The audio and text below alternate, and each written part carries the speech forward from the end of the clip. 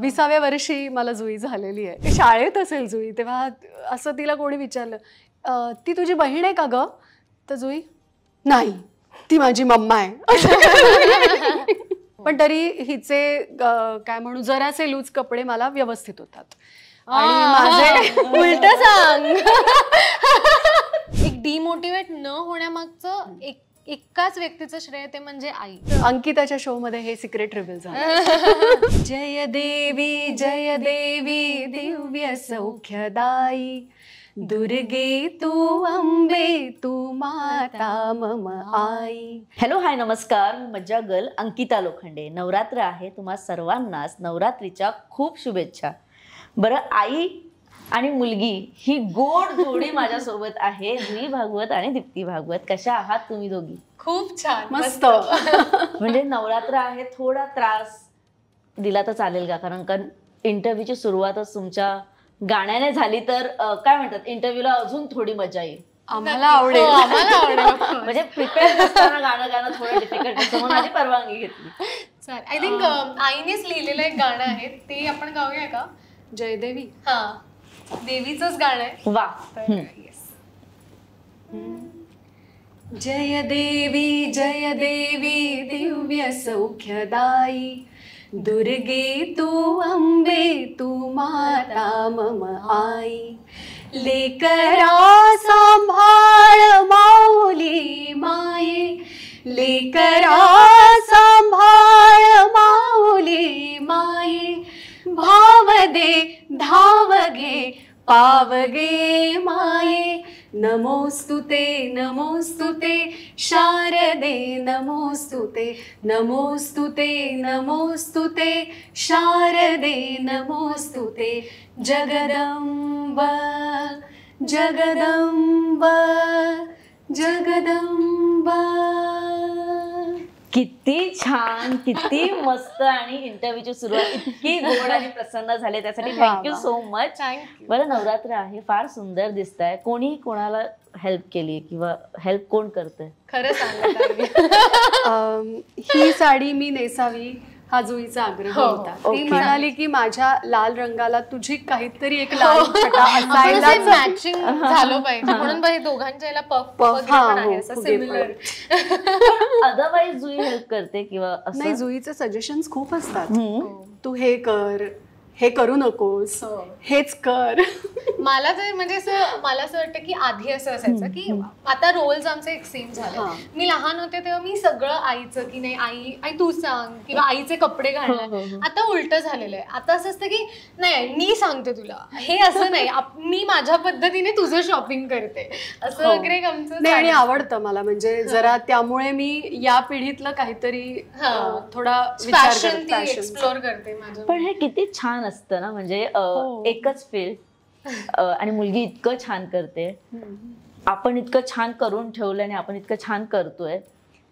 ती जेव्हा करत असताना एक आई म्हणून बघण्याचा दृष्टिकोन आमच्यापेक्षा नक्कीच वेगळा असेल. आम्ही पटकन मीडिया किंवा आम्ही पटकन जुईला जज करू शकतो, अरे हिने असं काय केलं, हिने कसं काय केलं. पण आई म्हणून आपण नेहमीच कौतुकानेच बघतो मुलीकडे. आता माझी आई पण, मी चुकले तरी पण नाही छान केले नाही चांगलं छान आहे. पण किती शिस्त आहे किंवा किती स्ट्रिक्ट आहेस तू की नाही हे नको करूस जुई? आहे मी स्ट्रिक्ट.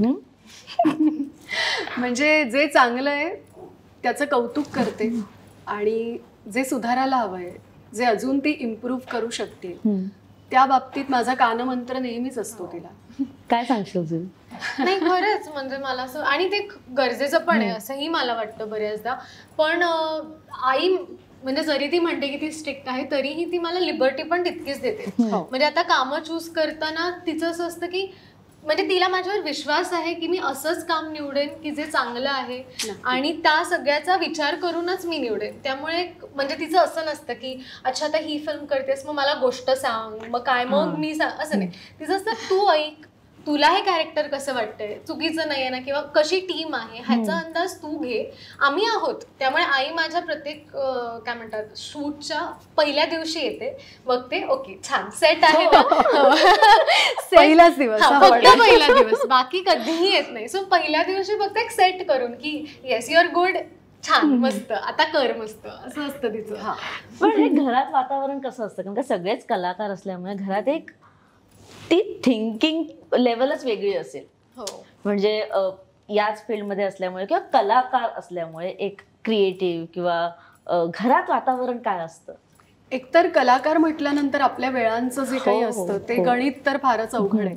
पण हे सगळं जुई लहानपणापासून बघत आलेली आहे, त्यामुळे तिला या सगळ्याची सवय तर लहानपणापासून झाली, ते बाळकडूच मिळाले. त्यामुळे आता आम्ही तिघं बऱ्याचदा असं होतं की माझे मिस्टर मकरंद ते त्यांच्या रेल्वेच्या काहीतरी कामात कार्यक्रमात बिझी असतात, मी शूटमध्ये असते कधी किंवा माझा कुठला कार्यक्रम असतो, ही अजून तिसरीकडे असते आणि मग आम्ही रात्री एकमेकांना दिसतो. बरं सकाळी कोणीतरी आधीच गायब झालेलं असतं, कामानिमित्तानं बाहेर पडलेलं असतं, पण हे सगळं त्याची सवय तर जुईला अगदी लहानपणापासूनच आहे.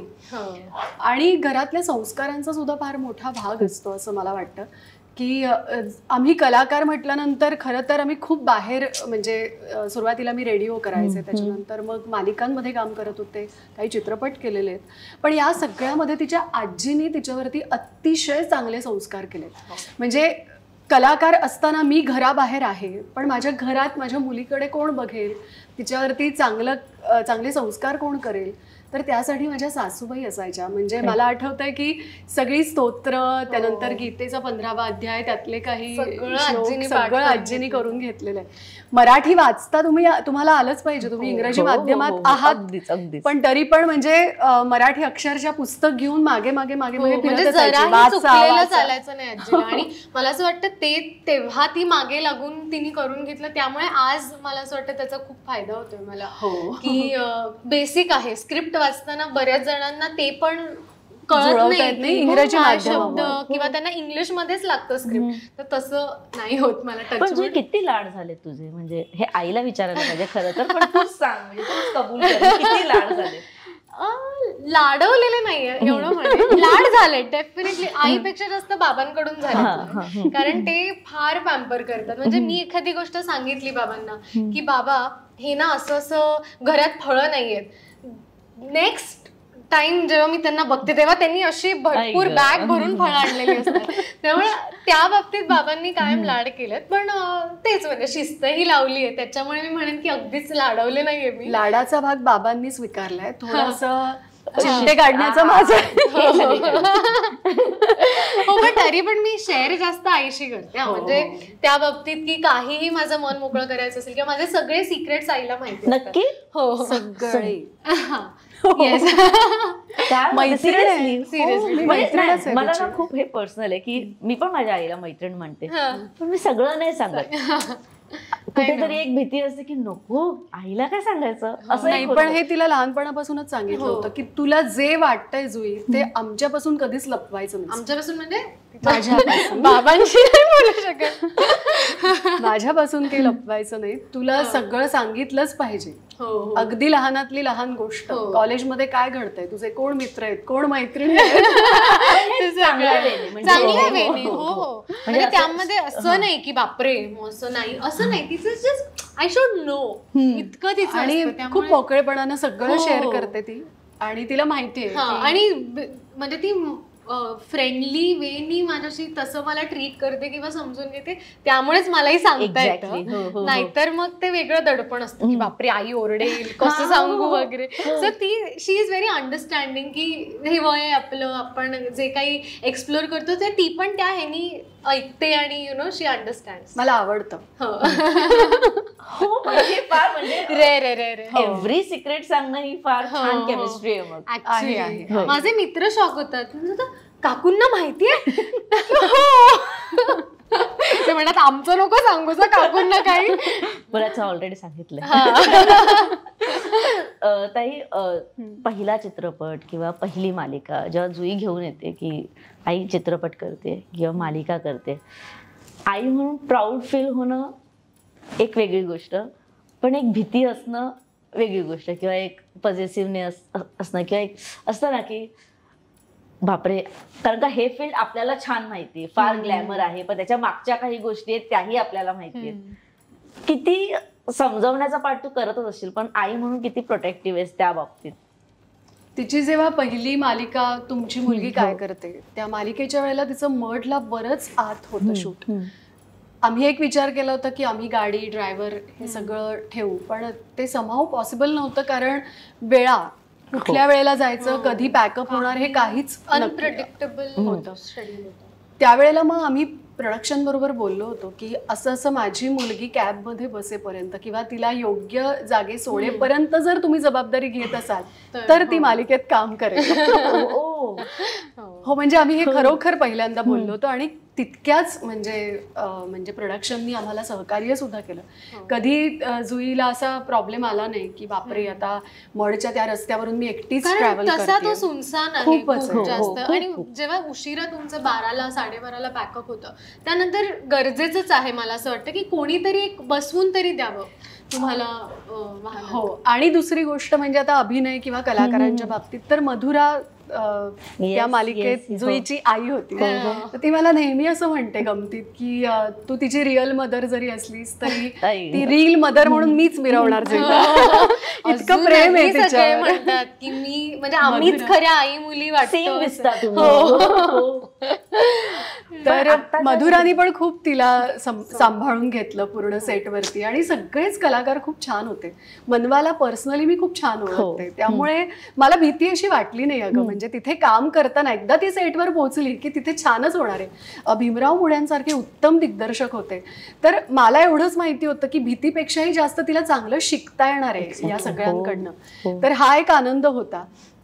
बाकी पण आता कसं आहे की मुलींच्या बाबतीत आपण बघतो तर थोडीशी भीती असतेच गाईला, पण मग सतत ती पण मला कॉन्टॅक्ट करून सांगत असते आत्ता मी इथे आहे तिथे आहे. म्हणजे हे आमच्यामध्ये ते कम्युनिकेशन कायम असतं, त्यामुळे अशी घाबरण्यासारखं तसं नाही होत. मग मी एकदम सुरुवातीला घेऊन जायचं एकदम मागे की जेव्हा जुईचा जन्म झाला आणि डॉक्टरांनी सांगितलं की मुलगी झाली आहे, आई पण येतं लगेच की अरे आई झाली किंवा आई म्हणण्यासारखं कोणीतरी जगात आले, त्यातल्या त्यात मुलगी आली. तर तेव्हाची रिॲक्शन काय होती जेव्हा डॉक्टरांनी किंवा नवऱ्याने किंवा कोणीही सांगितलं असेल की दीप्ती मुलगी झाली? आनंदच. पहिलं बाळ आणि पहिली बेटी धनाची पेटी. तशी आमची धनाची पेटीच आली आमच्याकडे आणि खूपच आनंद होता. एकतर ते मातृत्व जे मला अनुभवायला मिळालं ते फारच तरुण वयात, म्हणजे 20व्या वर्षी मला जुई झालेली आहे. त्यामुळे म्हणजे काय म्हणजे की आपलं लग्न झालं, आपल्याला बाळ झालं, हे सगळं एक एक सुखद धक्के होते माझ्यासाठी. धक्के नुसते नाही, सुखद. तसं एक. आणि तेव्हा असं थोडंफार वाटायचं की माझ्या सगळ्या मैत्रिणी त्या खूप आईकडे असं खूप छान आता एन्जॉय करतात आणि माझ्यावर ही एवढी जबाबदारी आलेली आहे. पण आता उलट झालंय. हो, आता ती सांभाळा मुलांना आणि आई सॉर्टेड आहे की ही मोठी झाली, ही आता तिचं बघेल. खूप सुखद माझ्यासाठी आहे, पण थोडं शॉकिंग आहे की 20व्या वर्षी जेव्हा मुलगी येते तेव्हा किंवा बाळ कोणतंही ताई कसं मॅनेज केलंयस तू हे सगळं? खूप अवघड होतं खरंच सांगते, कारण एकतर मीच कुठेतरी म्हणजे नुकतंच लग्न झालंय तर त्या एका जबाबदारीत आले, परत एका बाळाची जबाबदारी आली. पण मी तुला सांगते की माझे आई बाबा त्यांनी खूप छान मला समजावून सांगितलं म्हणा किंवा त्यांचा सपोर्ट होता. माझी आई खूपच तिने त्यावेळेला जुईसाठी केलेलं आहे. ते सगळं होतं. आणि मी पर्सनली म्हणजे माझं बाळ आहे ते माझं जे असतं ना माझं, तर मीच तिला आंघोळ घालणार, मीच तिला तेलाची मालिश करणार, मीच तिला म्हणजे न्हाऊ माखू घालणार, या सगळ्या गोष्टी मी तेव्हा करत असे आणि मला छान वाटायचं. आणि ती लहान बाळाची छोटी छोटी पावलं, पहिल्यांदा रांगू लागतं मूल, मग ते हळूहळू एक एक पाऊल टाकत पुढे चालायला लागतं, हे सगळं सूक्ष्म बालपण तिचं मी पाहिलेलं आहे. आणि ते अजून सुद्धा असं झरकन नजरेसमोरनं जातं. आणि आता जुई इतकी मोठी झाली, ओ माय गॉड. आपण म्हणजे नेहमीच म्हणतो की आई पाठीशी उभी आहे, काही झालं मी आईला सांगते, जसं तू मला बोललीस. असा कोणता प्रसंग आहे की जेव्हा तू फार खंबीरपणे सांगू शकते की या मोमेंटला ना मी आईसाठी उभी होते? हे मी आईला नाही विचारलं कारण का ती ऑब्व्हियसली खूप गोष्टी सांगेल. मी तुला विचारते की असा एक कोणता मोमेंट होता की तिथे मुलगी म्हणून की नाही मी उभी राहीन? मला असं वाटतं की इन जनरलच म्हणजे तिची जी धावपळ होत असते ती मी बघत असते की सतत इथून तिथे जा, शूट असेल, शो असतील, तर त्या ह्याच्यात पण ती घर सांभाळत असते. सो ते तिची जी पळापळ आणि सगळंच सांभाळण्याची जी एक म्हणतात ना प्रयत्न किंवा करतेच म्हणजे ती, तर तेव्हा मला असं वाटतं की त्यावेळी कुठेतरी मी जबाबदारी घेऊन मी ठरवते की नाही, आईसाठी उभं राहून मी त्यातली 4 कामं केली तर तिला थोडा कमी भार येईल. तर शिवथरगडला मी गेले होते. म्हणजे आई एक 7 दिवसांसाठी गेली होती आणि ना तोपर्यंत मला ना रिअलायझेशन नव्हतं ऑनेस्टली की आई इतकी कामं करते आणि असं वगैरे, की सगळं घर बघणं म्हणजे काय असतं. आणि आमच्याकडे मेड नाहीये ग. हो अजून नाही, तो एक वेगळा किस्सा आहे. तो सांगण्यासारखा किस्सा नाहीये, म्हणजे होती पण असं काहीतरी घडलं त्यामुळे ती आता नाहीये. आमच्याकडे 2-3 महिने मेडच नाही आणि तेव्हा 2-3 नाही ग, आता 8 महिने. सो मग ती नव्हती, तर तेव्हा आई सगळं मॅनेज करत होती. सो त्यावेळी मग एक 7-8 दिवसांसाठी ती गेलेली बाहेर आणि आम्हाला झालं ओके मी आणि बाबा, त्यामुळे ते सगळी कामं आम्हीच वाटून की काय काय करायचंय. तेव्हा जे मला छान वाटलं हो ना, तेव्हा जे रिअलायझेशन झालं ओके हे खूप आहे, आता आपण केलं पाहिजे आईला मदत. आणि म्हणजे हे आपल्यालाच हे रिअलायझेशन असलं पाहिजे की समोरची व्यक्ती किती करते. सो म्हणजे आपण मी काहीच करत नाही त्या प्रमाणात. नाहीच म्हणते, कारण कसं आहे की लग्न झाल्यानंतर मग परत मुलींना हे करावंच लागतं, म्हणजे कितीही टाळलं तरी ते आहे ते. त्यामुळे आता तू मस्त एन्जॉय कर, छान काम कर, त्याच्यावर पूर्णपणे लक्ष केंद्रित कर, हे बघायला मी आहे. पण तरी पण हो, पण तेव्हा ना मी शिवथरगडवरून जेव्हा आले तेव्हा ती मला अशी घेऊन बसली आणि म्हणाली, आई मला ना तुला आता थँक्यू म्हणायचं की तू आली आहेस.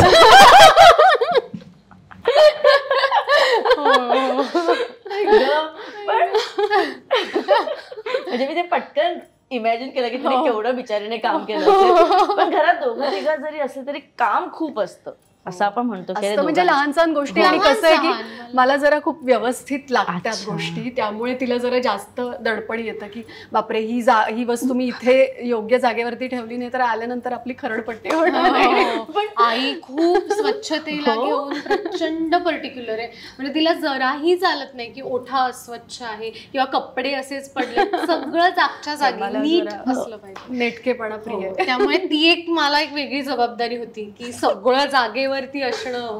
पण जुईने काय घेतलंय तुझं, म्हणजे एक स्वभाव घेतलाय, कोणता एखादा स्वभाव जुईमध्ये आहे तुझा की नाही? ती पण आहे नेटकी आहे, फक्त जरा ती थोडा आळस करत असते. म्हणजे घरी असली ना की ती निवांत, मग तिला अशी आठवण करून द्यायला लागतं की जुई घड्याळाच्या गाठात बघ किती वाजले, लक्ष आहे ना तुझं. पण स्वभावातलं म्हणशील तर ती उत्तम गाते. तर माझ्याकडे म्हणशील तर मी पण गाण्याचं शिक्षण घेतलेलं आहे. माझी आई म्युझिक टीचर होती, माझी आजी उत्तम गात असे, तर ते कुठेतरी जुईपर्यंत आलेलं आहे. मी भरतनाट्यम शिकलेली आहे, जुई कथक शिकतेय आणि आता विशारद होईल म्हणजे यंदाच्या वर्षी. तर हे कलागुण तिने घेतलेत, अभिनयातला गुण घेतलेला आहे. तर हे सगळे आहेत जे माझ्याकडून. आता जेवढं तुमच्याशी बोलते दोघींशी, मला नाही वाटत तू कधी फोर्स केला असेल की हेच करिअर निवड, अजिबात नाही, की तू सिंगिंगच शिक किंवा डान्सिंग. हे आपसूक येत गेलं तिच्यात, आपसूक म्हणजे अगदी 100%. तुला सांगते, मी राजा शिवछत्रपती मालिका करत होते प्रवाहाची, आणि आमचं कर्जतला इंडी स्टुडिओ शूटिंग असायचं. तर तेव्हा ती मालिका बघत असताना सुद्धा बरीच लहान मुलं दिसायची मालिकेत काम करताना. तर तिला असं तेव्हा बघायची जुई की ही लहान मुलं पण काम करतात. मग एकदा जुई माझ्याबरोबर सेटवर आली होती आणि तिचं असं झालं की आता मला काम करायचं. आणि हेमंत देवधरांना, आमचे दिग्दर्शक, इतकं पिडलं. म्हणजे तेव्हा अर्थात ते छोट्या येसुबाईसाठी मुलगी शोधतच होते. आणि माझी ऑडिशन घ्या ना सर, माझी ऑडिशन घ्या, मी काय कॉस्ट्युम घालू. चौथीत होते. आणि ते जाऊ देत अगं, अजून एक किस्सा म्हणजे कॉस्ट्युमचं झाल्यानंतर ते सर शेवटी म्हणाले कंटाळून की बाबा करा हिला तयार. आणि मग आली अशी तरातरा आणि म्हणाली मला स्टॅम्प नाही लावला. ती चंद्रकोर. तर त्यांनी मला बोलावून सांगितलं सरांनी, अगं हिला कसं कळलं की ते स्टॅम्प आहे. मग तेही तिने लावून घेतलं आणि खरोखर तिची ऑडिशन घेतली आणि त्या भूमिकेसाठी जुई निवडली गेली आणि ती तिची पहिली भूमिका आहे. पण हे जुई असं का वाटलं? कारण का कसं असतं, आईला बघतोय आपण तिथे काम करताना म्हणून एखाद्या लहान मुलाला वाटूच शकतं की मला पण हे काम करायचंय. पण जशी तू मोठी होत गेली की इथेच करिअर करायचं, करणार तर हेच, हे कधी वाटलं? थिएटर केल्यामुळे. कॉलेजमध्ये त्याआधी मी जितकंही ॲज अ चाइल्ड आर्टिस्ट म्हणून काम केलेलं ते मजेसाठी, की अरे मजा येते, छान 1-2 दिवस जायचं करायचं वगैरे. पण जेव्हा ऍक्च्युली मी नाटक केलं, एकांकिका केल्या, त्यानंतर मोनो ऍक्टिंग केलं, एकपात्री स्पर्धा, तेव्हा खरी मला असं वाटतं की त्या गोष्टीची किक म्हणतो ना, किंवा एक ती नशा आपल्याला होते. की कारण मी अक्षरशः सांगते तुला, साठेमध्ये मी होते, त्यानंतर रुईयामध्ये होते. सो दोन्हीकडे थिएटर करताना माझं 5 वर्ष मला असं वाटतं मी नुसतं सकाळी असं 8-9 ते रात्री 10 पर्यंत मी नुसतं नाटकच करत होते. तिथे कॉलेजमध्ये मी फक्त एक लेक्चर वगैरे काही नाही, हे त्याच्यात जर्मन वगैरे विषय घेऊन बसलेली ग. बापरे, असं आलेलं अंगाशी. मला झालं का बरं मी जर्मन घेतलं असेल प्रिलिम मध्ये. हो, म्हणजे अगदी वाईट परिस्थिती होती प्रिलिम मध्ये. पण एक माझी मैत्रीण होती जान्हवी, सो तिने माझ्याकडून करून घेऊन माझ्या बोर्डच्या मार्कांमध्ये 2nd हायेस्ट मार्क्स माझे जर्मन मध्ये होते. इतकी तिचे म्हणजे तिचेही ऑफकोर्स. पण म्हणजे हे सगळं थिएटर मध्ये सगळं विसरून जायचं स्वतःला, की आपल्याला बाकी पण परीक्षा द्यायची, अभ्यास आहे, हे आठवण करून त्याला आई बाबा. पण जुई हे सगळं करत. अगं तुला अजून एक सांगते अंकिता, की इव्हन आता सुद्धा MA ची तिची जी इंग्लिश लिटरेचर मध्ये जुईनी MA केलंय, तुमची मुलगीच्या वेळेला तिचा MA पार्ट 1 सुरू होतं, तर लेक्चर्सला तिला फारच कमी गेली असेल. आणि परीक्षेच्या वेळेला सुद्धा असं होतं की आदल्या दिवशी अभ्यास करायचा आणि पेपर द्यायचा. इतका कट टू कट की सकाळी आधी सेटवर जायची, शूटिंग करायची, मधल्या ब्रेकमध्ये ती एक्झाम द्यायची, परत ती सेटवर जाऊन. म्हणजे किती कट टू कट मी तुला सांगते हा, की माझी एक्झाम आहे म्हणून 7ची शिफ्ट लावणार मी. 6 ते 8 म्हणजे मी 6ला पोहोचून रेडी होऊन 8-8:30 पर्यंत मी सीन करणार. मग मी 10ची एक्झाम जाऊन देणार. मग 10 ते 12 माझी एक्झाम झाली की परत सेटवरती यायचं आणि शूटिंग करायचं. अशा जरी परीक्षा देऊन तिला कधी केटी लागली नाही, हे सगळ्यात वर्ष वाया नाही. म्हणजे आणि तेवढी तिची काय म्हणू जिद्दही होती. एखादी मुलगी म्हणाली असती जाऊ दे ना मम्मा मी आता पुढच्या वर्षी करते, पण तिने अशी चालढकल कधीच आतापर्यंत केली नाही. म्हणजे हे मी प्राऊडली सांगेन. नाहीतर आई बाबांना मागे लागायला लागतं हे कर, पण तिने एकदा ठरवलं मला हे करायचंय मग ती करतेच. मग ते अर्धवट असं काही नाही. पण आता बघा, म्हणजे तुला माहितीये की तू वेल टू डू फॅमिलीतून आहेस.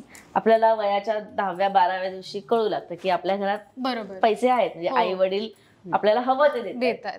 तरीही इतकं ग्राउंडेड राहणं, किंवा तरीही उगाच पैसे न मागणं किंवा उगाच वायफळ खर्च न करणं, हे कुठून आलंय? कारण का कसं असतं, आपण फार इन्फ्लुएन्स होतो. जसा एक चित्रपट येतोय तुझा लाईक, फार हे होतं की हिच्याकडे हे तर हे घेतलं पाहिजे, अरे हिने ब्रँडेड बॅग घेतली तर घेतली पाहिजे.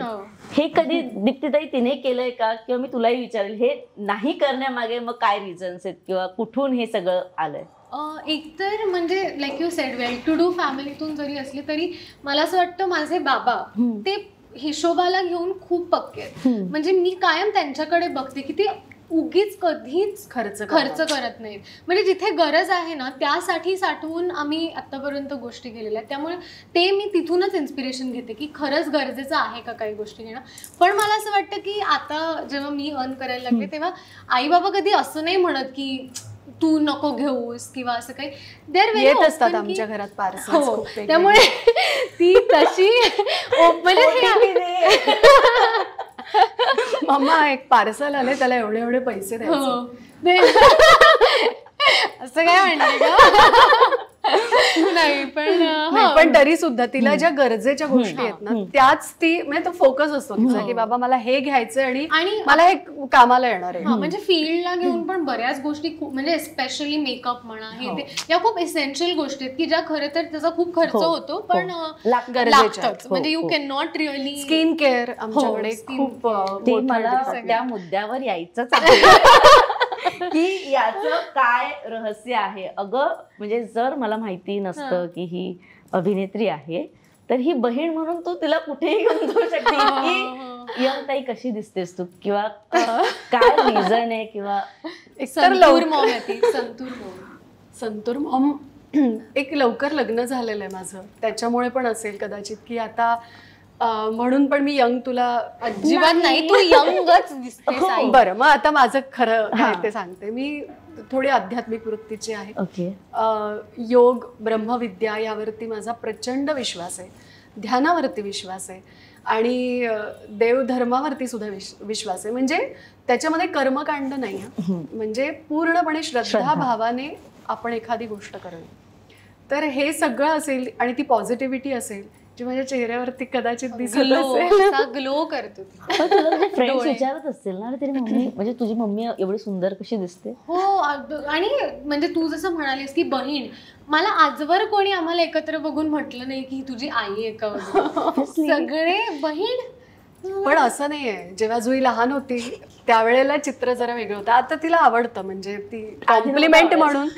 आधी नव्हतं आवडत.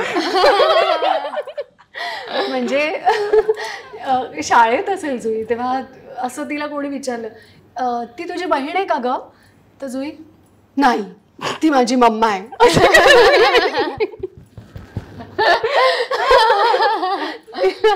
तेव्हा नव्हतं आवडत पण आता तिला इतकी सवय झाली आहे बहुतेक. हो ती माझी आई आहे.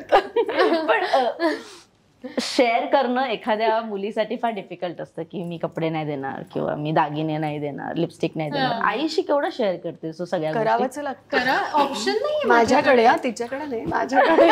माझ्या कपाटातली कुठलीही वस्तू कधी गायब होऊ शकते. आता माझ्याही होते. आता माझ्याही कमी पण होते ना कधीतरी. पण तुमची म्हणजे सेम पण आहात तुम्ही म्हणजे काय म्हणतात साईज वाईज. अगदी सगळं. आता ही जरा जास्त बारीक झालीये पण मध्ये असं होतं की आम्ही अगदीच सेम जायचो. पण तरी हिचे काय म्हणू जरासे लूज कपडे मला व्यवस्थित होतात. उलट सांग.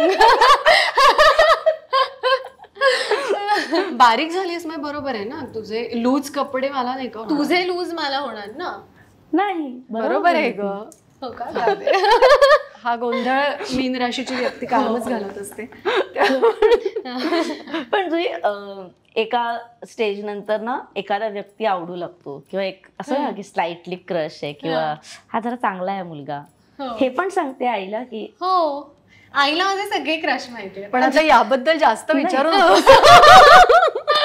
पण हो हे सगळं शेअर करते मी. सगळं शेअर करते. तेव्हा आई म्हणून काय रिॲक्शन असते कारण का कसं असतं की जुई असं नको करू वय लहान आहे हे तर एक असेलच पण तितकंच फ्रेंडली समजावून सांगणं किंवा ते ऐकणं हो कसा दिसतो एक त्यावेळेने पण समजून घेणं हे किती डिफिकल्ट आहे. आई म्हणून जरा डिफिकल्ट असतं पण तिच्या वयाचा विचार करताना ती आत्ता काय विचार करत असेल या कुठेतरी गोष्टीमध्ये मी जाते स्वतः आणि तिला एवढंच सांगते जे करशील जुई ते खूप विचारांती करायचंय आपल्याला. कुठेही वाहावत जायचं नाही. हो अगदी. ती कुठली तरी एक सीमारेषा असते ती कधीही पार करायची नाही हे मी तिला कायमच सांगत आले आणि माझा पूर्ण विश्वास आहे तिच्यावर. म्हणजे माझी मुलगी काहीतरी विचित्र करणारच नाही आणि उगाचच फालतूगिरी नाहीच करणार. अगदीच. आणि ते बोलताना जी दीप्तीताई स्ट्रिक्ट बोलले मलाच भीती वाटते. पण आता जो चित्रपट येतोय लाईक आणि सबस्क्राईब त्याचा जो मुद्दा आहे की सोशल मीडिया फार वेगळ्या प्रमाणात त्याचा लोक वापर करतात. म्हणजे चांगल्या गोष्टींसाठी म्हणजे मी तर म्हणेन 20% होतोय आणि वाईट गोष्टींसाठी 80% वापर होतोय. यावेळेस जुईला जेव्हा सांभाळायचं असतं की जास्त फोन नको किंवा सोशल मीडिया नको कारण का आपण या इंडस्ट्रीमध्ये आधीपासून आहोत आणि ती आत्ता आली, तर एक ट्रोलिंगचा प्रकार असतो किंवा कमेंट्स येतात वाईट किंवा पर्सनल मेसेजेस येतात वाईट, इथे तू कशी बघतेस तिच्याकडे? सोशल मीडियामध्ये तशी मी फार तिच्या बाबतीत नाही पडत, पण एवढं सांगते की जुई अतिरेक कधीही कुठल्याही गोष्टीचा हा वाईटच असतो. त्यामुळे लिमिटमध्ये राहून आपण जे करू शकतोय ते आपण करावं. आणि ट्रोलर्सचं म्हणशील तर ते जिथे तिथे आहेत, घरात सुद्धा आहेत, सगळ्याच ठिकाणी आहेत. त्यामुळे कान उघडे ठेवायचे, योग्य असेल तर ते घ्यायचं, पण अयोग्य असेल तर दुसरा कान आपल्याला ह्याच्यासाठी दिलाय, एका कानाने ऐकायचं, दुसऱ्या कानाने सोडून द्यायचं. आणि आई जसं म्हणजे आता तसं जे जसं आई म्हणाली की ट्रोलर्स सगळीकडेच आहेत, आपल्या आजूबाजूला आहेत, आपल्या घरात पण आपल्याला कधी कधी असं जाणवतं की हे मुद्दाम आपल्याला काहीतरी टोचून बोलतात किंवा असं काय. तर मी खूप इमोशनल आहे. हो, तिला टचकन डोळ्यात पाणी हो, येतं. त्यामुळे मला असं वाटतं की मला माझा काम ठेवता येतो किंवा एक डिमोटिवेट न होण्यामागचं एकाच व्यक्तीचं श्रेय, ते म्हणजे आई.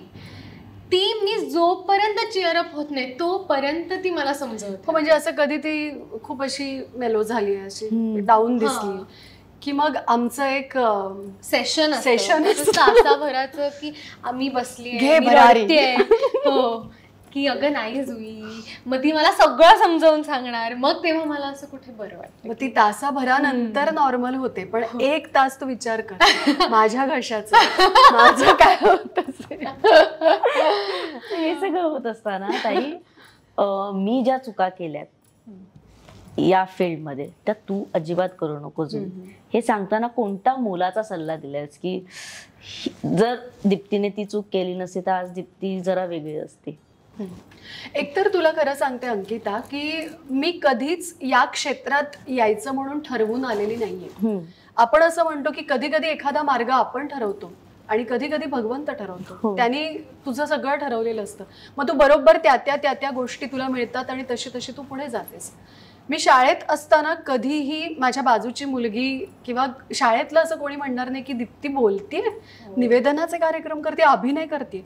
इतपत शांत व्यक्ती होते मी, अत्यंत शांत. फक्त गाण्याच्या सगळ्या स्पर्धांमध्ये असायचे, बक्षिसं मिळवायचे, ते सगळं करायचे, पण खूप शांत होते, मितभाषी. हा, खूपच मितभाषी होते. म्हणजे तू परत एकदा प्रश्न एकदम लहानपणात गेले माझ्या. पण तिला काय सल्ला दिलाय की हा तर मी लहान असताना म्हणजे अगदी अशी होते तर, आणि माझं असं झालं की त्या वाटा मला मिळत गेल्या आणि मी हे क्षेत्र, त्या क्षेत्राकडे मी आले. पण जुईचं तसं नव्हतं झालं. तिने कायमच ठरवलं होतं की मला याच क्षेत्रात काम करायचंय. म्हणजे तिच्यापासून तिचे गोल्स काय आहेत ते आधीपासून तिचे ठरलेले आहेत. म्हणजे मालिका इंटरेस्ट जरी आहे हे तरी यांना कळत होतं. मग ते गाणं असेल किंवा नृत्य करणं असेल किंवा मग असंच ऍज अ चाइल्ड आर्टिस्ट पण जो मला इंटरेस्ट होता की हे करायचं, त्यावरून. सल्ल्याच्या बाबतीत म्हणशील तर मी तिला म्हणजे एक आहे की चांगली माणसं आणि वाईट माणसं दोन्ही ठिकाणी असतात, पण आपल्याला ओळखता आली पाहिजेत. एकतर या क्षेत्रात मी असल्यामुळे जुईकडे बघण्याचा सगळ्यांचाच दृष्टिकोन फार वेगळा आहे, त्यामुळे तिला काहीच तसं अवघडच नाहीये. मी एक तिला नेहमी सांगत असते, तू लोकांसाठी कुठली गोष्ट करू नकोस, स्वतःसाठी कर. जर तू एखादं प्रोजेक्ट करत असताना, कुठलंही काम करत असताना तुला आनंद मिळत असेल, तुझ्या चेहऱ्यावरती तो आनंद दिसत असेल, तर बघणारा प्रत्येक जो माणूस आहे त्याला तो आनंद मिळणार आहे. जेव्हा तू कथक नृत्यांगना म्हणून मंचावरती वावरत असशील तर तो नृत्यांगनेचा आनंद घे, इतका की आता हे स्टेज आणि हे सगळं जे आहे ते फक्त माझ्यासाठी आहे आणि मी फक्त आनंद देण्यासाठी इथे काय म्हणून मंचावरती प्रवेश केलेला आहे. जेव्हा गाणं म्हणशील तेव्हा तुझा हाच मूड असला पाहिजे. जेव्हा अभिनय करत असशील तेव्हा सुद्धा तो भरभरून आनंद आधी तू घेतला पाहिजेस. तर हे आनंदाचं सिक्रेट मी तिच्याकडे कायमच तो सल्ला तिला नेहमी देत असते, तो मनापासून कर कुठली गोष्ट. अगदीच. पण इतकं सुंदर गप्पा होत असताना जुई मला ना खूप तुला विचारावं असं वाटतं मगाचपासून की दीप्ती भागवतची मुलगी आहे मी, हे दरवेळेस स्वतःला आरशासमोर उभं राहून सांगणं, कोणताही डिसिजन घेताना एक नाव जोडलं गेलंय. बरोबर. कसं असतं इंडस्ट्रीमध्ये, ही जुई का कोणाची, अरे दीप्तीची मुलगी, हे सगळीकडे होतं. म्हणजे जेव्हा मी तुझा पहिल्यांदा इंटरव्ह्यू घेतलेला आईच्या सेटवर, तेव्हा माझं पण झालेलं. जेव्हा आम्हाला पाठवलं अरे ही दीप्ती ताईची मुलगी आहे, म्हटलं ओ मग प्रश्न त्या वेने तिला विचारले जातात. मग आईला कसं सांगितलं किंवा काय. म्हणजे तू जोपर्यंत या क्षेत्रात आहेस तोपर्यंत तुला हेच असणार म्हणजे हे डिनाय करून चालणार नाही. Very proud thing. हा तर प्रत्येक वेळेस आरशा स्वतःला सांगताना की मी दीप्ती भागवतची मुलगी आहे, मला ही गोष्ट नाही केली पाहिजे, किंवा कधीतरी को आर्टिस्टचा राग येऊ शकतो जे आपल्यापेक्षा वयाने मोठे असतात. बोलताना 4 शब्द राखूनच बोललं पाहिजे, कारण का मी दीप्ती भागवतची मुलगी, मला हे नाही केलं पाहिजे, आणि संस्कार असे झाले. 1% प्रेशर येतं? खरं तर नाही, खरंच सांगेन तुला. म्हणजे जसं तू म्हणाली संस्कार, तेव्हा हा विचार नसतो खरं तर की आई आहे आणि मग कसं मी हे करू. ते इन जनरलच मला असं वाटतं तिच्याकडून आलेलं आहे की कसं रिस्पेक्टफुली वागावं, किंवा बऱ्याचदा आपल्याला समोरच्या गोष्टी नाही आवडत, तर तेव्हा किंवा मी ऑनेस्टली तुला सांगू, मला असे कधीही जेव्हा सिच्युएशन्स येतात तेव्हा मी आईला आधी फोन करते की आई असं असं झालंय, मला खूप राग आलाय, मी बोलू का यांच्याशी जाऊन या लिटरली तू हे विचार? हो, मी विचारते की आई काय करावं मी. मग ती सांगते की खरंच गरजेचं असेल तर I even out of the way जाऊन पण ती हे सुद्धा म्हणते की तुला गरज वाटत असेल तर मीही बोलू शकते. So that is also another support. पण तरीही मला असं वाटतं आईनी कायम मला कुठली, म्हणजे जसं ती कामांबाबतीत मला सांगते की तुझे निर्णय तू घे, तसंच या गोष्टींबाबतीत पण सांगते आई गरज नसताना कधीही मध्ये पडत नाही. मला नाही आवडत म्हणजे. आणि आता त्यामुळे असं झालंय की जुई तिची प्रत्येक गोष्ट करायला खंबीर आहे. म्हणजे तिच्यासाठी मला कधी फोन करावा लागत किंवा उभा नाही राहावं लागत, कारण ती मला काय तिच्या गोष्टी डील करते. तू डील कर, तू स्टँड घे, तुला जे वाटतं ते, आय एम देअर इथे, तुला काही लागलं तर. अगदी टोकाची गोष्ट आली तर मी आहे, पण तोपर्यंत तुझं तुला करता येत असेल तर ते तू केलं पाहिजे. बरोबर. आणि आई म्हणजे खूप छान, मला असं वाटतं आई कायम म्हणते, तिचं एक वाक्य आहे जे कुठलंही काम करताना माझ्या कायम लक्षात असतं, ते म्हणजे की बोलणाऱ्याचे दगडही विकले जातात आणि न बोलणाऱ्याचं सोनंही विकलं जात नाही. तर ते मला असं कायम वाटतं, कारण मी खूप अशी हेजिटंट असते बऱ्याचदा बोलण्याबाबतीत, किंवा कधी नाही म्हणायची वेळ येते आपल्याला एखाद्या गोष्टीसाठी, आणि ते होतं की नाही कसं म्हणू, ते आपल्याला सवय नसते ना, एक प्रेशर येतं. तर आई म्हणते की हे बघ, जे आहे मोकळेपणानं बोल, किंवा काही मागून हवंय की ह्याची गरज आहे तेही बोल. तू बोलली नाहीस तर काही होणार नाही. कोणाला काही कळत नाही, तुम्हाला बोलावंच लागतं, सांगावं लागतं. पण असं नवरात्र आहे, स्त्री स्त्रीसाठी नेहमीच उभी राहते असं आपण ऐकतो. कधीतरी स्त्री स्त्रीला खाली खेचते, हेही आपण बरेचदा ऐकतो. जुई इतकी, मी तर म्हणेन इतकी खंबीर आई पाठीशी असताना या आईसाठी मला ही गोष्ट आयुष्यात करायचीच आहे, किंवा एक तिचं स्वप्न तुला पूर्ण करायचंय, किंवा एक जसं आता ताई बोलली की बोलावंच लागतं, कधीतरी आया नाही बोलत जे हवंय ते. की पॉइंट बरोबर.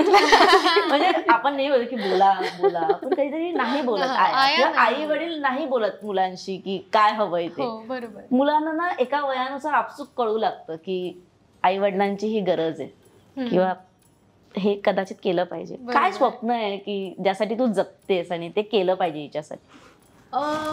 असं म्हणेन, मला कायम आईच्या डोळ्यात, म्हणजे ती कधी बोलून नाही दाखवत, पण मला असं वाटतं की जसं तिने सांगितलं की ती या फील्डमध्ये बाय फ्लूक आली, प्लॅन नव्हती आली, पण तिला हे माहिती आहे की मी लहानपणापासून त्यांचाही तो सपोर्ट होता मला प्रत्येक गोष्ट शिकवण्याबाबतीत किंवा या गोष्टी. तर ते जे मी शिकत आले, सो आय जेन्युइनली फील की तिला मला खूप मोठं झालेलं बघायचं आहे, आणि माझा जन्म यासाठी झालाय हे तिच्या मनात, ती कायम तिच्या मनात आहे हे मला दिसतं की you know I am meant for big things. So मला असं वाटतं तिचं ते स्वप्न मला पूर्ण करायचं आहे. आत्ता ही सुरुवात आहे, पण मला माझं ध्येय माहिती आहे आणि त्या फोकसनेच मी खूप मेहनतीने काम करणार आहे, आणि really wish to make her proud. पण ते इतकं छान ही बोलत असताना प्रत्येक इंटरव्ह्यू जेव्हा इथे आम्ही ऐकतो किंवा बोलतो, एक तुझी झलक येऊन जाते पटकन बोलताना, किंवा म्हणजे एक असतं ना की आवाजात असू दे किंवा असं. तिच्याकडे बघताना स्वतःला किती प्राऊड फील होतं की जिंकले मी, की मी छान घडवलंय. एक असतं एक छोटंसं मास असं हे होऊ शकतं की वेल डन दीप्ती. माझ्यासमोर बोलायचं नाही हा तिला. मी तिचं असं कधी तोंडावर कौतुक नाही करत. डेब्यू इंटरव्ह्यू आहे ना एकत्र. आई घरी जाऊन मला सांगणार आहे, आई कानातून सोडून दे अजिबात लक्षात नको ठेवू. अभिमान वाटतो ना. चांगलं काम करते, शिकते मुख्यतः. म्हणजे मला जमलं हे नाहीये तिच्याकडे. शिकते ती आणि शिकण्याची कायमच इच्छा असते. काहीतरी नवीन करून बघण्याची इच्छा असते. धावपळ करत असताना सुद्धा, 10 गोष्टी करत असताना सुद्धा प्रत्येक कामात 100% देण्यासाठी धडपड असते तिची. तर या सगळ्यासाठी मला निश्चितच जुईचा अभिमान वाटतो. आणि इथेच थांबत नाहीये, तर हे तिने करत राहावं. नाही पण म्हणजे आम्ही बघतो कलाकारांचे डेब्यू होतात, ओव्हरनाईट स्टार होतात, नंतर त्यांचा ऍटिट्यूड चेंज होतो, मग त्यांची बोलण्याची पद्धत चेंज होते. हे आम्ही बघत आलोय पत्रकार म्हणून किंवा ऑडियन्स म्हणून. पण मला थोडासा कॉन्फिडन्स तुझ्यावर जास्त वाटतो की तू हे नाही करणार. कारण का ज्या पद्धतीने मी तुला पहिला इंटरव्ह्यू मी पाहिला, नंतर कट्टू मी तुला आत्ता बघते जेव्हा तू लाईक आणि सबस्क्राईबचे इंटरव्ह्यू करते, ताई ती 1 मिनिट पण एनर्जी डाऊन होऊन कोणत्या पत्रकाराशी बोलली नाहीये. म्हणजे प्रत्येक वेळेला आर्टिस्ट अरे किती बाकी आहेत असं होतं, तेच बोलून येतो कंटाळा. पण मला तुला सांगावं असं वाटतं की तिथे ती स्ट्रॉंगली त्या ट्रेलर लॉन्चला पण उभी होती की मी सगळ्यांना इंटरव्ह्यू छानच देणार. ह्याचं एक तुला सांगू का अंकिता, काय होतं ना की तिला योग्य वयात त्या गोष्टी मिळतायत, पण ती हाही कायम विचार करत असते की आज कितीतरी मुली आहेत ज्या माझ्या योग्यतेच्या सुद्धा आहेत, पण आज त्या इथपर्यंत नाही पोहोचू शकल्यात, मी पोहोचलीय. मग मी जर तिथपर्यंत पोहोचले तर मी ते तितकंच सेलिब्रेशन करायला हवं त्या गोष्टी, किंवा त्या कामाचा रिस्पेक्ट करायला पाहिजे. पत्रकार सुद्धा उभे असतात अगं, पण त्यांची पण काही म्हणजे मी समजूच शकते की अवघड आहे ग. म्हणजे 10 इंटरव्ह्यू करायचे, तितक्याच छान पद्धतीनं करायचे. जर समोरचा बोललाच नाही तर तो कसा छान होईल. तर ते 100% दिलं पाहिजे, हे ती जाणीव असते कुठेतरी. तर ती जाणीवेचा तो भाग आहे असं. अगदीच. पण ते आपलं हे जे फील्ड आहे ते अनसर्टन आहे. हो, आज मालिका सुरू आहे म्हणून पैसा येतोय, आज फिल्म आली म्हणून आपल्याकडे छान काम आहे. असं पण होऊ शकतं की 2 वर्ष काहीच मनासारखं काम नाहीये किंवा येतंय पण ते नाही करायचंय मला, असं होत असेल. त्यावेळेस तिने काय करावं, किंवा त्यावेळेस जुई डगमगायचं नाही. तुला जर हेच करायचं असेल, 3-4 वर्ष कदाचित काहीच नसेल तुझ्याकडे, तेव्हा जुईने काय करावं? असं कधी होणारच नाही. Great great there you are. नाही, असं कधी होणारच नाही. एकतर ना ती कलेत पूर्ण आहे ग. म्हणजे ती फक्त अभिनेत्री आहे असं नाही.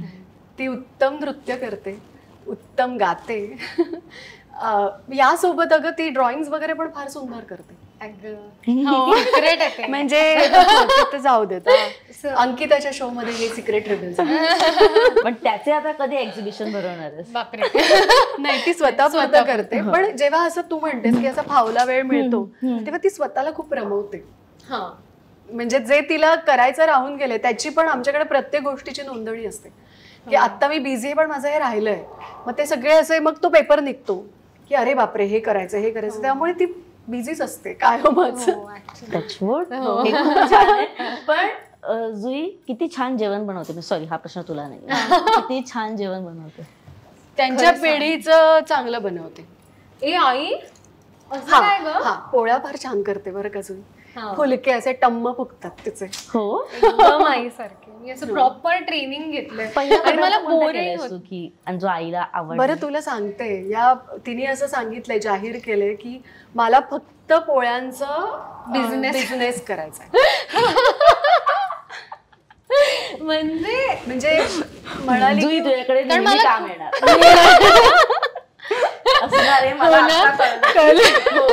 मला कळलंय. हो, मी म्हटलं पोळ्यांचा का नाही, मला हे खूप आवडतं. म्हणजे मला भाज्या करायला वगैरे सगळं. म्हणजे जसं घरातली जी कामं असतात त्याच्यात जर कोणी मला सांगितलं केर काढायला तर मला प्रचंड बोलू, पण मला भांडी घासायला सांगितली तर मी आवडीने करेन. तसं माझ्या जेवणाच्या बाबतीत आईने सांगितलं तुझी भाजी बनव तर नाही, मी पोळ्या करेन. हो, किचन मध्ये रमतेस तू. पण ते पास्ता पिझ्झा या गोष्टी किंवा अजून ते काय ते सॉते वेजीस वगैरे करतेस ना? म्हणजे मेक्सिकन राईस नाही अजिबात नाही. ती स्वतः हो. सँडविच चांगलं बनवते. म्हणजे कळलं ना तुला. खूप पुरणपोळ्या, मोदक, हे सगळं नाही. बासुंदी, हे आई करे. खूपच मला वाईट वाटायला लागलं. पण बेसिक सगळं आवडीने स्वतःचं पोट भरू शकते ती उपाशी नाही राहणार. माझ्या हाताला चव आहे की नाही हे तू दिलं. हो उत्तम. तू ये त्या निमित्ताने तू येशील आणि जुई करेल. तेव्हा आपण चपात्यांचा बिझनेस बद्दल त्याबद्दल चपाती सेंटर पोळी भागवत पोळी सेंटर या भाजी नाही पोळी केंद्र. पोळी केंद्र ओनली पोळी किती 5 पण हे छान असताना एक छोटासा प्रश्न आहे. आईच्या 2 गोष्टी तुला आवडतात, 2 गोष्टी नाही आवडत. सवयी सेम ताई तुझ्याकडे पण येणार. ताईकडे रेडी आहे ते मला कळलं. तू सांग आधी त्या पद्धतीने. हो दसमुसळी खूप पडत असते सारखी इकडे तिकडे. हातात काय काय लवंडत असतं तिच्या. आणि मग कळतच नाही अगं की अगं जुई हे पडण्यासारखं. अगं चालता चालता माणूस कसा पडू शकतो तर ती जुई पडू शकते. तर ते हा धसमुसळेपणा तिने जरा कमी करावा, त्याच्याकडे जरा लक्ष द्यावं. आणि काय सांगू दुसरं अजून जे घरी असल्यानंतर जो निवांतपणा असतो असू दे ना. बरं आता 2 गोष्टी ज्या आवडतात म्हणजे तू मगाचपासून सांगतच आलेस पण या आवडतात. ती खूप फोकस्ड आहे. ही गोष्ट मला तिच्यातली खूप आवडते. आणि जे करायचं ना ते ती करतेच अगं. म्हणजे आम्हालाच कधी कधी आश्चर्य वाटतं की बापरे अगं जुई तू मालिका चित्रपट हे सगळं करताना MA इन इंग्लिश लिटरेचर कसं केलंस. म्हणजे पण तिने केलं. त्याच्यात त्या प्रोजेक्ट्स वगैरे पण हे सगळं सबमिशन हे सगळं करत तिने आपलं काम कधी सफर होऊ दिलं नाही. म्हणजे तिथे सुद्धा ती तितकीच असते. म्हणजे ज्या क्षणी जिथे असायला हवं तिथे ती पूर्णपणे असते. ही तिची गोष्ट मला फार आवडते आणि मनापासून करते आणि खूप प्रेमळ आहे. ही आहे आवडती गोष्ट आईची. ती प्रचंड शिस्तबद्ध आहे. म्हणजे कुठलीही गोष्ट म्हणजे असं होत नाही की आईने नाही केली. तिचं शेड्यूल जे म्हणतात ना एकदम क्लॉक प्रमाणे असं नाही म्हणणार पण खूप ती इतकं तिचं असतं की ती 4 वाजता पर्टिक्युलर आहे प्रचंड कामाला घेऊन की इतक्याला. कारण बऱ्याचदा असं होतं की तिला स्क्रिप्ट लिहायचं असतं हे ते तर ते सगळं ती मॅनेज करते. वेळ ते मलाच कळत नाही ती कसं करते. पण झोप वगैरे सगळं हे करून ती तिच्या कामाकडे जो फोकस किंवा मी म्हटलं तसं शिस्त आहे जी माझी थोडी कमी पडते तर ती मी आईकडून आय थिंक कायमच त्याचं थोडं इन्स्पिरेशन घेते. नावडती गोष्ट सांग ग काय आज मला तरी कळू. घरी जाऊन मला ओरडा नाही आहे काय. Like and subscribe. Yes like and subscribe काय. ऑनेस्टली आता मला अशी सुचत नाहीये ती. एक आहे ज्याचा मला असा राग आहे. मला माहितीये माहिती नाही वेगळी पण असेल. सो असं म्हणजे काय आहे ना मला बेसिकली आईला खालती झोपायला आवडतं. म्हणजे आणि मला बेडवरती झोपायला आवडतं. तर तिचा हा आग्रह असतो की तू माझ्या बाजूलाच झोपायचं. अगं AC वगैरे लावतो आम्ही ज्या रूम मध्ये. आणि आता ऑक्टोबरची हीट काय लेवलला पोहोचली. नाही आई हा मुद्दा नसतो. काय बघितलं तर तिचं असं ती एकदम अशी इमोशनल होते आणि ती मग मला म्हणते की ऐक ना जुई तुला काय वाटतं की नाही आमचं हे काय स्वतःच तुझं. मला असं स्वतःच काय बेडवर झोपायचं. अगं म्हणजे तिला जरा कुशीत घेतात असं. आणि जेव्हा की ती कुशीत बिशीत काही घेत नाही तिला अजिबात आवडत नाही कुशीत अशी झोपून जाते.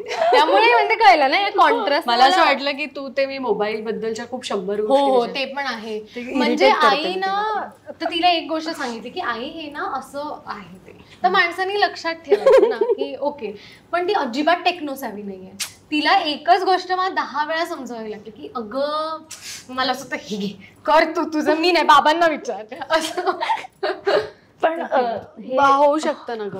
हे सगळंच कसं प्रत्येकाने परफेक्ट चिडलेली आईवर की काय तुला सारखं सारखं सांगावं लागतं. तेव्हा मम्मीने मला सांगितलेलं की तुझी दहीसरची स्पेलिंग पाठ होत नव्हती म्हणून मी 3 वाजेपर्यंत तुझा अभ्यास घेतला, मग तू काय मला 1 मिनिट पण देऊ नाही शकत. तेव्हा मला कुठेतरी रिअलाइज झालं, म्हटलं ओके सॉरी. मग मी नेहमी तिला सांगते एव्हरी टाइम हे लक्षात. मी नाही का लच्छू महाराज, किशन महाराज, कथकचे जे पेपर्स असतात ना प्रचंड डिफिकल्ट आणि सगळ्यांचं असं ना बायोग्राफी सांगा, मला काही लक्षात नाही.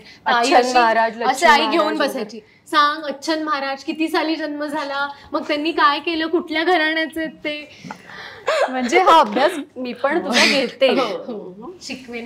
मी तुला सगळं शिकवेन. पण इतक्या गप्पा झाल्यानंतर मला फार केमिस्ट्री मी पहिल्यांदाच झाला. नाही आज आमचाही अंकिता तुला सांगेन की आई मुलगी म्हणून होणारा हा पहिलाच इंटरव्ह्यू. म्हणजे आर्टिकल्स इतके आमचं, म्हणजे माझं प्रत्येक प्रोजेक्ट येतं तेव्हा काही ना काहीतरी असतंच की ही या अभिनेत्रीची मुलगी आणि असं.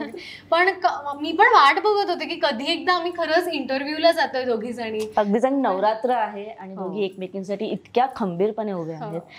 तू आहेस म्हणून ती आहे, ती आहेस म्हणून तू आहेस, हे नाकारूच शकत नाही. आणि आता मला काय म्हणतात, प्रत्येक वेळेला आपण शिकत जातो. रिपोर्टर म्हणून मी पण शिकते की इतकी सुंदर केमिस्ट्री आहे. टचवूड मी मगातून मध्ये की नजर नाही जे काही तू आता आईसाठी एखादं गाणं डेडिकेट करायचं असेल तर जुई कोणतं करेल?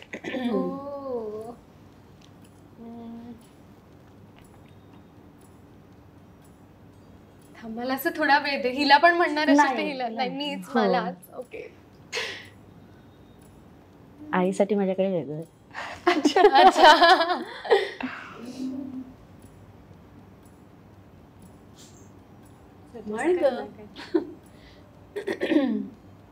माझं आवडतं गाणं म्हणायचंय की तुला काही वेगळं म्हणायचंय, देवीचं वगैरे म्हणायचंय ते बघ.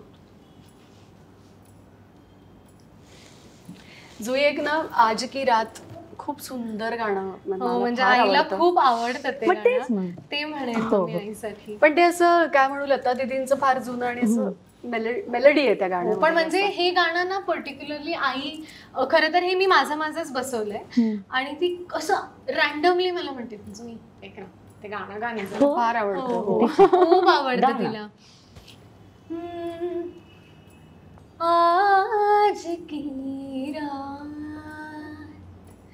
आज की रात न जा न जा न जा रे, आज की रात ये गगन तेरे कदमों पे झुक जाएगा, रात थम जाएगी तो जो रुक जाएगा, ये गगन तेरे कदमों पे झुक जाएगा, रात थम जाएगी तो जो रुक जाएगा, है घुटी ये फिजा न जा रे, आज की रात.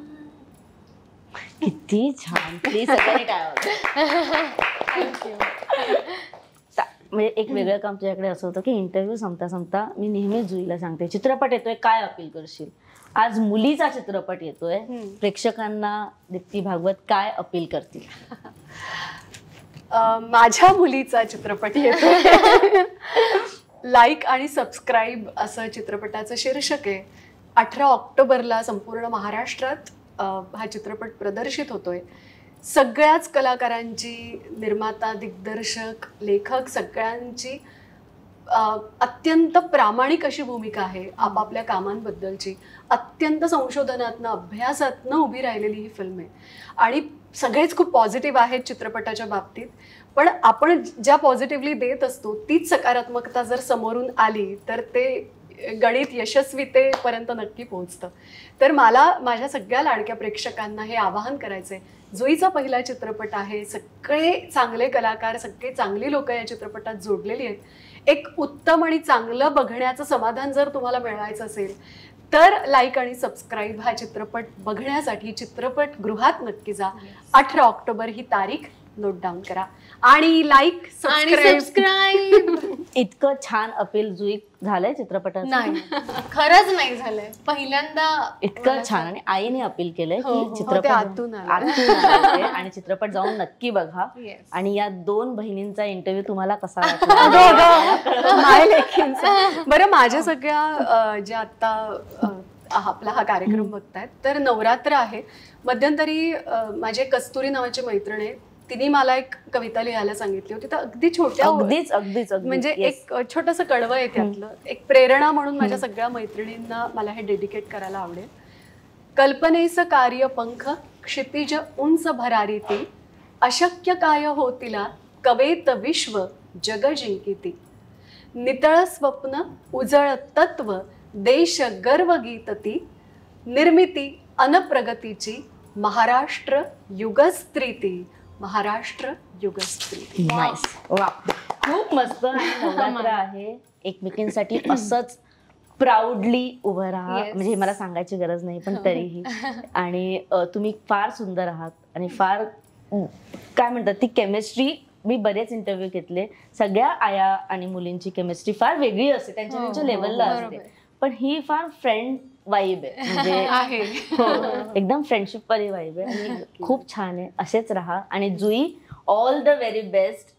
थँक्यू. खूप काही करत असताना अजून खूप काही करायचंय हे नेहमी लक्षात ठेव, कारण खूप पुढे जायचंय. कारण का दीप्ती भागवत हे नाव अजूनही तुझ्या डोळ्यासमोर आणि आरशात बघून तू नेहमीच सांगशील स्वतःला की मी दीप्ती भागवतची मुलगी आहे. So thank you so much. आणि तुम्हाला हा इंटरव्ह्यू आवडला असेल तर लाईक करा, शेअर करा, कमेंट करा आणि सबस्क्राईब नक्की करा. तोपर्यंत मी मज्जा अंकिता या दोन्ही बहिणींसोबत घेते. लाईक आणि सबस्क्राईब. मराठी चित्रपटसृष्टीमधील latest update, original web series, shows, गाणी आणि एंटरटेनमेंटसाठी आमच्या चॅनलला सबस्क्राईब करा आणि बेल आयकॉन दाबायला विसरू नका.